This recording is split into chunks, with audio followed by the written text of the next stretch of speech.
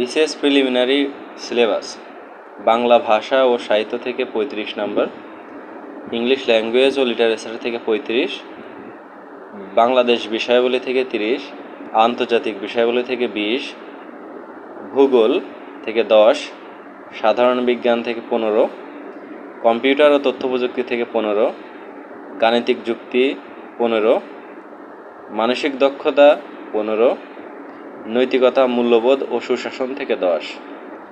এর মধ্যে বাংলা ভাষা থেকে থাকবে 15 নম্বর এবং সাহিত্য থেকে থাকবে 20, টোটাল 35।